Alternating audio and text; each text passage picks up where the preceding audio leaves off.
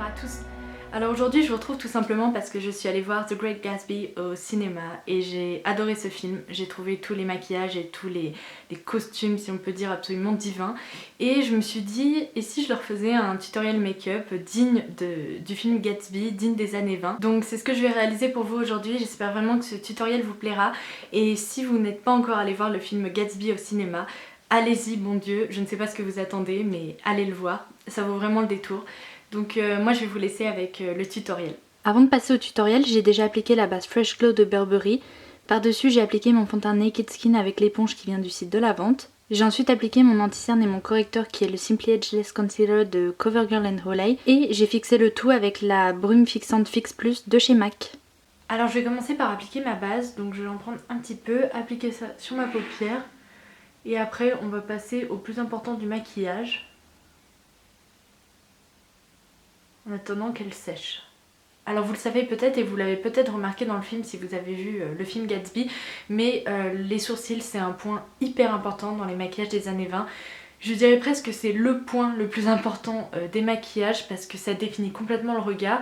Et aujourd'hui c'est pas quelque chose qui se porterait, mais dans les années 20, toutes les femmes avaient des sourcils très définis, arrondis, qui descendaient très bas. Donc c'est ce que j'ai fait pour mes sourcils, je les ai beaucoup accentués par rapport à là, ça se voit. Ils sont relativement arrondis et ils vont descendre beaucoup plus bas que d'habitude. Donc évidemment ce maquillage n'est pas fait pour être porté tous les jours comme ça dans la rue. Après si vous voulez le porter au quotidien, n'accentuez pas autant vos sourcils. Mais sachez que c'était comme ça que les sourcils se portaient. Donc je vais faire la même chose de l'autre côté. Je commence avec un crayon et après je vais accentuer ça au fard pour mieux définir le regard. Et tout simplement parce que ce crayon n'est pas suffisamment foncé. Donc il faut commencer déjà par étoffer vos sourcils. Dans la mesure du possible, essayez de les arrondir. Alors après c'est pas possible avec toutes les formes de sourcils, mais vous voyez là j'essaie de faire en sorte qu'ils s'arrondissent. Et puis vous allez prolonger la queue de vos sourcils beaucoup plus bas que d'habitude. Il faut vraiment faire en sorte que ça soit presque, que ça vous choque presque, parce que les sourcils descendaient vraiment très bas. Et il y a certaines scènes dans le film où on le voit vraiment, que les sourcils étaient très très particuliers. Hop, donc voilà, et maintenant je vais l'accentuer avec des fards poudre. Donc je vais prendre ma palette au naturel de Sleek et je vais mélanger ce fard taupe avec ce fard marron. Je vais prendre plus de taupe au début parce que le fard marron est vraiment très foncé, donc je vais m'en servir pour imiter plus les poils, imiter les poils du sourcil que j'ai pas là ici au niveau de la queue. Ah oui, surtout faites très attention si vous remplissez vos sourcils avec des fards poudre, surtout si vous avez fait votre teint avant comme moi. Tapotez bien votre pinceau de façon à ce qu'il n'y ait pas des résidus marrons sous vos yeux, parce qu'alors là par contre bonjour la catastrophe.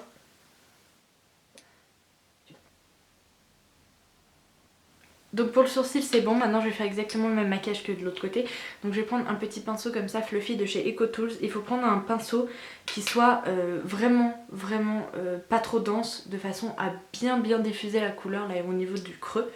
Donc je vais prendre le fard Tease de la palette Naked 2 et je vais commencer par appliquer ce fard en faisant des allées et venues comme ça au niveau du creux de mon œil. Il faut que ça remonte au niveau de l'arc du sourcil pour bien pouvoir éclairer cette zone avec du blanc. J'utilise des fards mat tout simplement parce que, encore une fois, ça se voit dans le film, mais dans les années 20, les femmes n'abusaient pas trop des fards irisés, on va dire. C'était très souvent des fards mat qui étaient utilisés. Donc voilà. Alors là, vu qu'on a étiré notre sourcil là vers le bas, il va falloir faire en sorte d'essayer d'étirer le maquillage vers le sourcil et pas partir en arrondi. Maintenant, je prends un pinceau plat et un fard blanc mat de chez Inglot et je vais tout simplement venir éclairer le dessous de mon sourcil. Alors encore une fois je vous recommande d'utiliser un fard blanc mat parce que ça va apporter énormément de lumière sous le sourcil sans faire artificiel du tout avec de l'irisé comme on pourrait utiliser aujourd'hui. Donc j'essaye de vraiment éclairer jusqu'ici, beaucoup moins que sous le sourcil mais ça ouvre quand même le regard. Hop, et pour pas que la touche lumière prenne le dessus sur l'estompage, je reprends mon petit pinceau du début et je fonds les deux couleurs entre elles. Alors vous le remarquerez peut-être là, je ne suis pas sûre, mais en gros j'ai utilisé le fard taupe de tout à l'heure dans mes sourcils. Donc celui-ci, je vais l'utiliser juste en coin interne ici. pour l'appliquer au niveau du creux, pour apporter encore une fois une certaine dimension au regard. Maintenant je reprends mon petit pinceau et sur la paupière mobile je vais appliquer un fard comme ceci, donc mat, un peu plus de couleur peau que de couleur blanche. Il est tout simplement moins blanc que ce que j'utilise sous le sourcil pour pas trop jurer entre guillemets avec le sourcil. Donc là ça va faire une paupière mobile beaucoup plus naturelle et unifiée. Ensuite je vais venir prendre ce marron là qui va me permettre de définir l'extérieur de mon œil ainsi que le creux, comme ceci.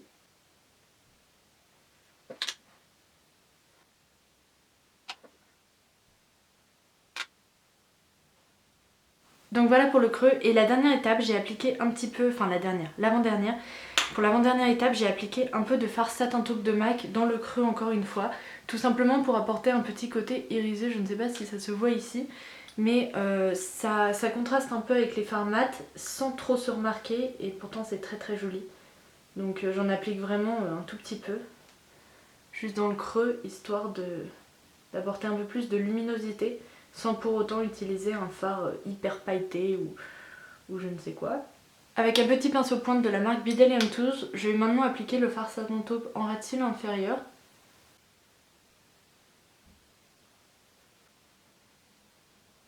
Dernière étape, ici j'ai mon coin interne que j'ai vraiment éclairé avec le même fard mat que sous mon sourcil. Donc je reprends mon blanc et je vais vraiment en appliquer ici en coin interne. Parce que mine de rien, le blanc mat apporte encore une fois beaucoup de luminosité, ça éclaire le regard. Et voilà. Pour pas que ça fasse aussi artificiel ici que là, je vais tout simplement repasser mon pinceau estompeur très fluffy, si je puis dire, pour estomper les bords et faire quelque chose de beaucoup plus naturel. Alors bien évidemment, pour passer d'un œil un peu fatigué à ceci, je vais appliquer déjà du crayon blanc dans la muqueuse. Ça va tout simplement ouvrir le regard et pour quelqu'un comme moi qui est très souvent la muqueuse rouge, c'est très utile. Ensuite je vais appliquer de l'eyeliner et je vais ne pas parler pendant ce temps là parce que sinon je suis capable de foirer. Je vais déjà utiliser un petit pinceau et je vais prélever mon eyeliner comme ceci pour pas faire un trop gros trait dès le départ. Et ensuite je passerai peut-être au pinceau liner directement. Concentration.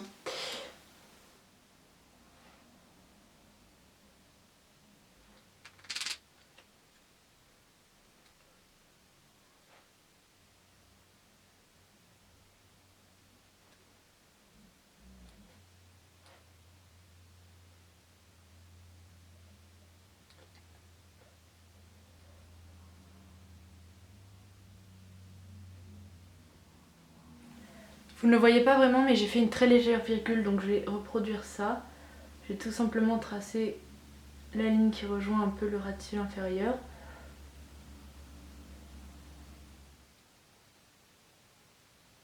Bien évidemment je vais recourber mes cils et appliquer du mascara.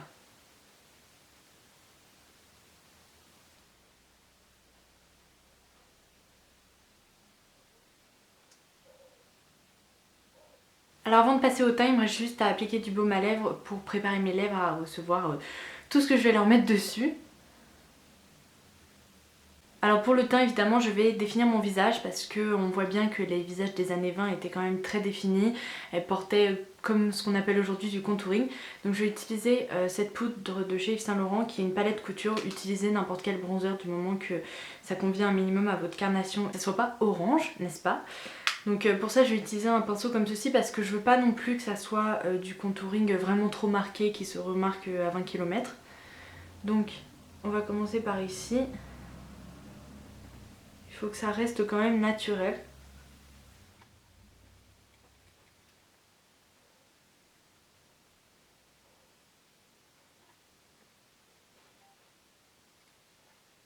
Vous pouvez si vous le souhaitez en appliquer très légèrement au niveau des contours du nez.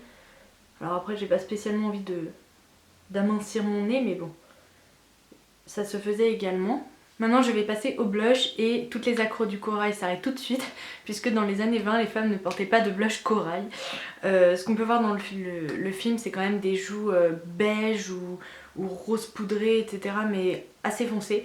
Donc moi je vais opter pour un blush de la marque LA Colors qui se présente comme ceci qui s'appelle Pinch of Pink. qui est quand même un blush assez foncé, mais vous allez voir, si on l'applique en petites touches, il n'y a aucun problème. Donc je vais utiliser un pinceau comme ceci qui vient du site de la vente. N'hésitez pas à retirer l'excédent sur le dos de votre main. Et c'est parti. Encore une fois, on essaye d'appliquer le blush de façon à bien définir son visage.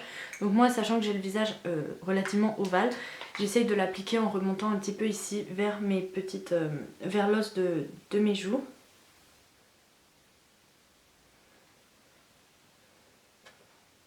Faut pas en mettre trop. Pour le coup, pour ce maquillage, à la limite, vaut mieux mettre moins de blush plutôt que d'en mettre trop, parce que vu qu'on va avoir des lèvres très foncées, un conseil d'amis, n'appliquez pas trop de blush.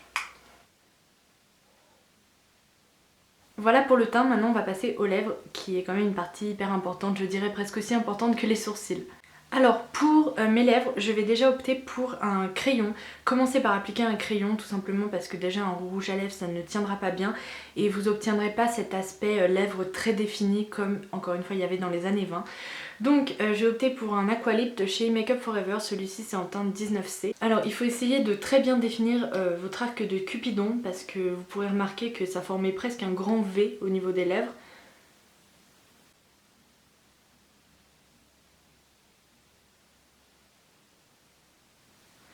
Donc commencez par tracer ce V et continuez.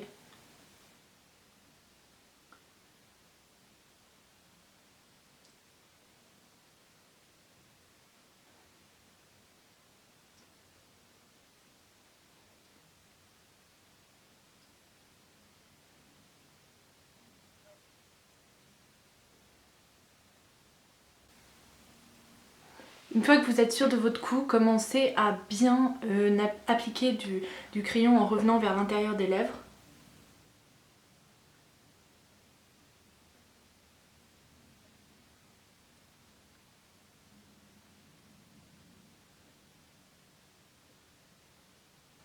N'hésitez pas à pincer un peu vos lèvres comme ça, parce que vous verrez que sinon vous allez avoir de la peau qui apparaît. Et qu'est-ce qu'il y a de plus horrible que d'avoir de la peau rose en dessous d'un rouge à lèvres rouge.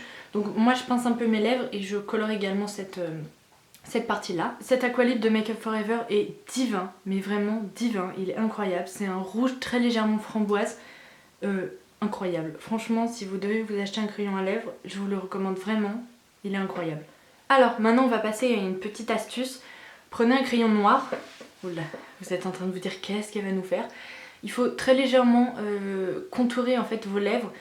Je vais vous montrer de façon à ce que ça définisse vraiment bien les lèvres.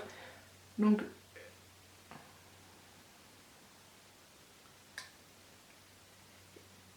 et vous pouvez estomper ça avec votre doigt.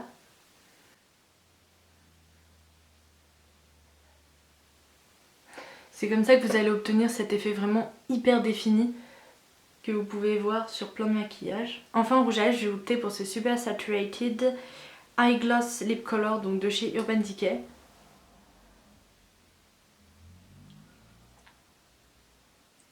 Comme vous pouvez le voir, c'est pas la même couleur que le crayon à lèvres en dessous, mais c'est également ce qui va apporter cette dimension aux lèvres qu'on retrouve dans les maquillages des années 20. Et voilà, dans ce maquillage on retrouve vraiment le côté mat des fards à paupières et puis le côté un peu plus dark des lèvres.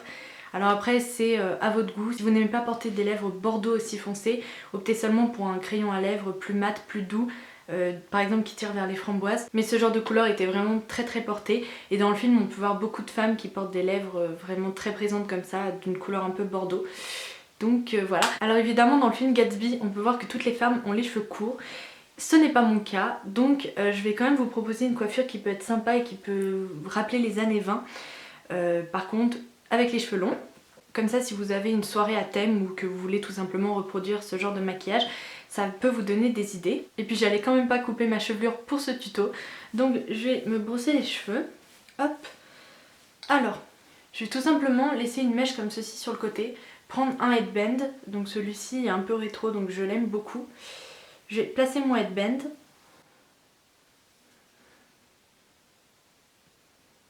Et la mèche là qui me dérange, je vais la repasser en fait sur le côté, comme ceci.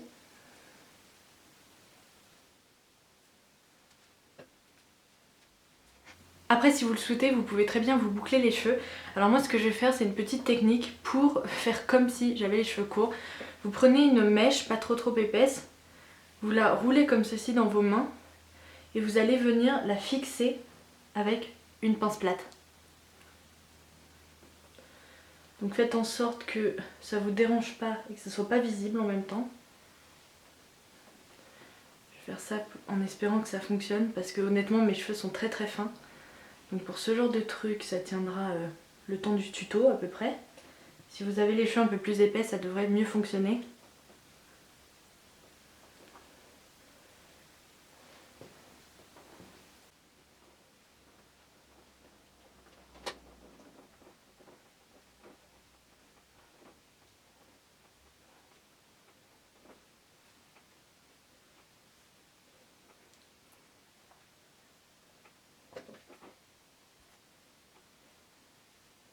Donc voilà ce que ça donne pour l'autre côté de ma tête. Pour tout vous dire, j'ai dû me lever et aller faire ça devant un miroir parce que dans l'écran de contrôle, Mirolato n'arrivait même pas à comprendre ce qui se passait. Donc bon, honnêtement, je pense que bien fait, avec beaucoup de pinces ça tiendrait un petit peu. Là bon, je me dis je vais pas le garder longtemps, donc au moins ça vous donne des idées si jamais vous avez une soirée ou autre chose. Sinon j'espère vraiment que ce tutoriel vous aura plu, j'ai adoré le réaliser, tout comme j'ai adoré le film. Et voilà, n'hésitez pas à me laisser vos impressions en commentaire juste en dessous et je vous retrouve très bientôt. Bye bye!